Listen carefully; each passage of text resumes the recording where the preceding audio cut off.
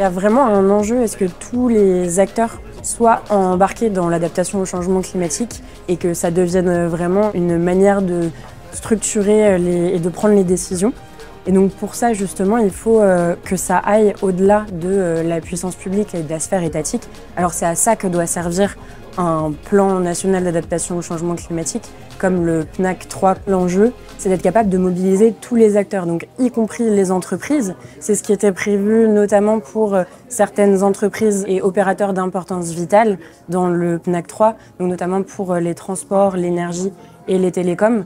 Mais derrière, il y a vraiment un enjeu à ce que cette réflexion, elle soit menée de plus largement, qu'on passe d'une adaptation incrémentale, c'est-à-dire au coup par coup, à une adaptation transformationnelle, c'est-à-dire une adaptation où on va réellement penser les modifications de nos systèmes socio-économiques et de la manière dont on fonctionne pour être capable justement d'anticiper ce qu'on doit faire dans le futur.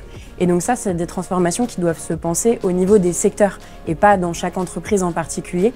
Et donc ça demande qu'on mette autour de la table les différents acteurs d'un secteur pour réfléchir à ces transformations. Donc derrière, ce que doit aussi faire la puissance publique, c'est d'encadrer cette discussion-là, de mettre en place des obligations, des incitations, des normes qui permettent d'entamer cette réflexion et d'entamer ces transformations. Donc par exemple, ce qu'on aimerait pouvoir voir, c'est justement un plan d'action sur comment, dans les prochains mois, on rédige des plans d'adaptation dans les différents secteurs pour derrière être capable de s'adapter au climat de 2050, de 2100. L'enjeu, c'est que l'adaptation, c'est un sujet qui doit vraiment se gérer à l'échelle du risque. Et donc notamment, il y a beaucoup de risques qui se passent à un niveau très territorial. Et donc il y a vraiment un sujet qui est d'aller regarder quels sont les risques dans chaque territoire. Donc déjà, quels sont les aléas climatiques, que ce soit les précipitations, justement les canicules, les phénomènes de sécheresse, les inondations, etc. Mais d'aller aussi regarder les facteurs d'exposition et de vulnérabilité. L'exposition, c'est voir, par exemple, quelles sont les populations, les infrastructures, les activités qui vont être impactées par ces aléas. Et les vulnérabilités, c'est la propension plus ou moins grande de ces objets exposés à être touchés par l'aléa climatique.